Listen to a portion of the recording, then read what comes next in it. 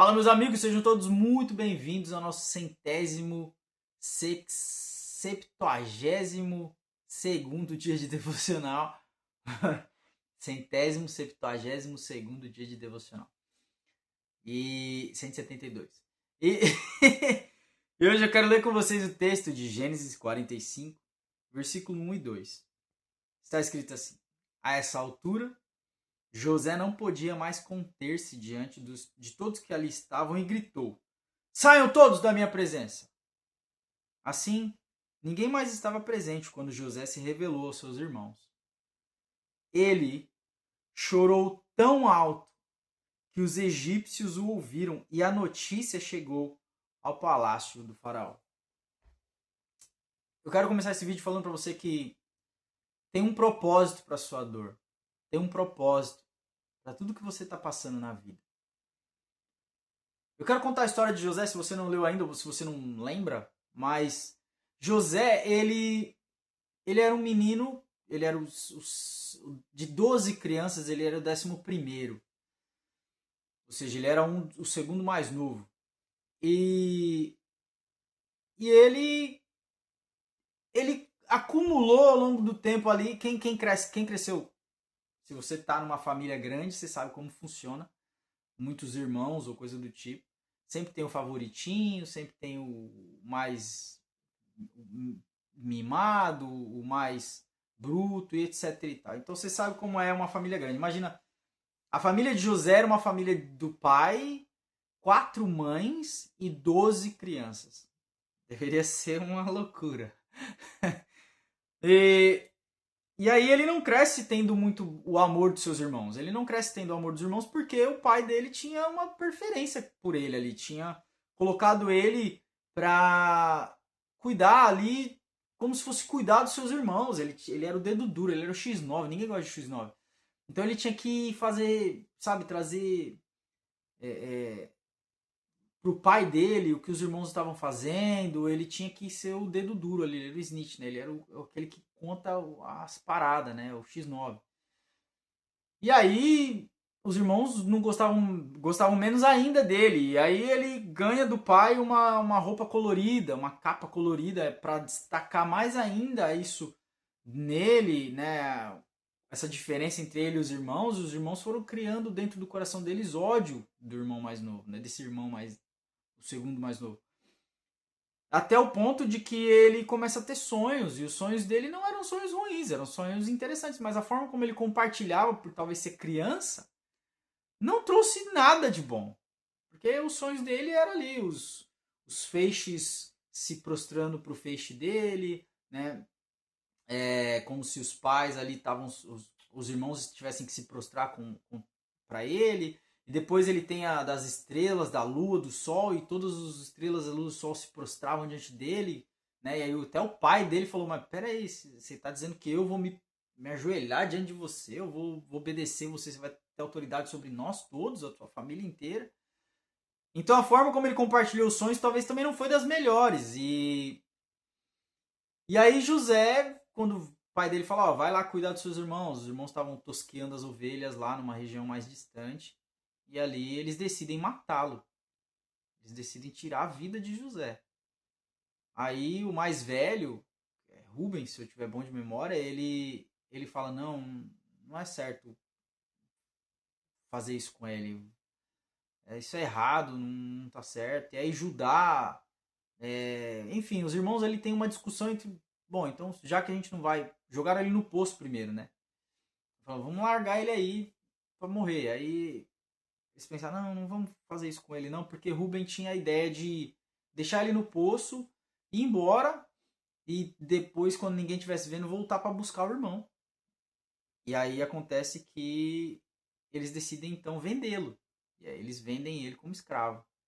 Tava passando uma caravana de escravos, eles vendem ele como escravo, fazem um dinheirinho ali. Interessante que José... A história de José se relaciona muito com a história de Jesus, né? E aí José é vendido como escravo, e ali ele se torna ali o Potifar compra ele, e ele começa a cuidar das coisas de Potifar, que era um homem rico. Ele começa a prosperar a casa de Potifar. Potifar fala, nossa, esse menino é abençoado, vou colocar ele embaixo de tudo que eu tenho para cuidar aqui, ele que vai cuidar de tudo. E aí a mulher de Potifar olha para José e fala, esse menino é uma delícia. E aí a Bíblia diz que ela insiste todos os dias com José, para José ir deitar com ela. Todo dia ela estava lá tentando ele. E ele fala para a mulher, eu posso cuidar eu cuido de tudo aqui, ó. Ninguém manda mais do que eu aqui nessa casa, a não ser seu marido. E a única coisa que eu não posso fazer nada é você, que você é a esposa dele. Por que eu iria pecar contra o meu patrão e contra Deus? Então sai pra lá, giriboia. E aí ela ficava atrás dele todo dia, até que então ela consegue armar uma cilada, ir pra cima dele. E ele então corre. E nessa que ele corre, ele, sem querer, ela agarrou a capa dele e fica lá. E ela acusa ele de estupro. E aí ele vai, né, abuso ali, ele vai preso. E aí ele vai preso, fica preso durante alguns anos. Dois camaradas do rei vão lá para dentro da cadeia, porque o rei mandou eles lá para uma temporada lá, porque eles fizeram coisa errada. Os cabras têm sonho, daí o José interpreta os sonhos deles, ele sai e fala, meu, quando você chegar lá no rei lá, lembra de mim, meu. Quando chegar em Faraó, lembra de mim lá, tal. Os caras não lembrou, um morreu, o outro viveu. E aí então, anos depois, o Faraó tem um sonho, ninguém consegue decifrar o sonho, até que então o cara lembra, ó, pô, eu estive na prisão lá com um rapaz que interpretava sonhos, né? E aí eles vão buscar José, chega lá, José interpreta o sonho com uma certeza inabalável. E aí Faraó fala, não tem jeito, cara, quem melhor do que você, José, para tocar todo esse empreendimento aí que você revelou no sonho. Então, a partir de hoje, você é o segundo homem mais poderoso do Egito, somente abaixo de mim. Na verdade, o termo de governador do Egito nem existia, mas Faraó cria ali uma espécie de posição para que José estivesse lá. E aí José, aí vem a fome, porque esse era o sonho do faraó, e José interpretou o sonho, ia ter uma fome na região de 7 anos e tal. E aí os irmãos dele vão então lá comprar comida, porque o Egito tinha estocado comida durante 7 anos, esse era o plano de José, e José fez isso acontecer. E aí quando os irmãos chegam, a gente chega na passagem que a gente leu, ele tem um vai e vem ali, que José estava testando eles, mas chega nesse ponto onde José fala, meu, eu não aguento mais, eu preciso revelar para meus irmãos que sou eu. E aí a gente vê esse ponto onde ele chora. Ele chora tão alto que o palácio ouviu, os egípcios ouviram. O faraó ficou sabendo do choro de José. Eu posso te garantir que José, se ele não fosse tratado por Deus, ele não se tornaria governador do Egito. Deus precisou primeiro tratar com José. A dor que José experimentou moldou o seu caráter. Porque lembra, quando ele era criança, ele era alguém muito, talvez, arrogante ali. Ele estava se tornando uma criança muito prepotente por causa dos sonhos, por causa das coisas que ele estava, sabe, que ele estava ali experimentando por ser muito novo. Talvez o caráter dele estava se perdendo ali nessa... todo mundo vai se prostrar, meu pai cuida de mim, eu sou mais abençoado, eu sou mais ali, mais aqui, sabe? Então ele teve que ser tratado, José teve que ser cuidado ali de perto pelo Senhor, através da dor. Eu digo isso por causa desse choro que ele tem, né? Ele vê os irmãos e ele chora. São cerca de 20 anos. 20 anos com dor. 20 anos que ele foi jogado num poço, vendido como escravo, acusado de abusador, preso. 20 anos. 20 anos de dor. O pai dele, imagina, o pai dele recebeu a notícia que o filho havia falecido e que uma besta, um animal selvagem, né, comeu ele. E aí só recebeu a túnica ensanguentada ali. 20 anos de dor. 20 anos de dor, de sofrimento, de daquele nó guardado dentro do peito, sabe? Por isso que eu entendo aqui que ele, quando ele fala, meu, eu não aguento mais. Eu preciso contar para eles que sou eu. E olha que interessante. Ele pergunta no versículo 3, eu sou José, o irmão de vocês. O meu pai ainda está vivo? A preocupação de José era essa. Os irmãos deles estavam com tanto medo que ficaram amedrontados e não conseguiam responder. E aí ele disse, por favor, cheguem mais perto de mim, José, os seus irmãos. Quando eles se aproximaram, ele disse, sou eu, José, o seu irmão, aquele que vocês venderam para o Egito. Versículo 5. Agora não se aflijam, nem se recriminem por terem me vendido para cá. Olha só. Pois foi para salvar vidas que Deus me enviou diante de vocês. Já houve 2 anos de fome na terra e nos próximos 5 não haverá cultivo nem colheita. Ou seja, ainda vai ter mais 5 anos de fome ainda. Eles estavam no segundo ano. Deus, porém, me enviou à frente de vocês para lhes preservar um remanescente nessa terra e para salvar-lhes a vida com grande livramento. Assim, presta atenção nisso. Versículo 8. Assim, não foram vocês que me enviaram para cá, mas sim o próprio Deus. Ele me tornou como um pai para o faraó e me fez senhor de todo o palácio e governador de todo o Egito. Voltem depressa ao meu pai e digam-lhe, assim diz o seu filho José, Deus me fez senhor de todo o Egito, vem para cá, não te demores. Tu viverás na região de Gozém e ficarás perto de mim, tu, os teus filhos, teus netos, suas ovelhas, seus bois e tudo que for teu. Eu te sustentarei ali, porque ainda haverá 5 anos de fome. Do contrário, tu e a tua família, tudo que é teu acabarão na miséria. Vocês estão vendo com os seus próprios olhos, e o meu irmão Benjamim também, que realmente sou eu quem estou falando com vocês. Contem ao meu pai toda a glória que tenho no Egito e tudo que vocês mesmos testemunharam. Tragam o meu pai para cá depressa. Então ele se lançou chorando sobre Benjamim, o seu irmão, e o abraçou. Benjamim também abraçou, chorando. Em seguida beijou todos os seus irmãos e chorou com eles. Só depois que os seus irmãos conseguiram conversar com ele.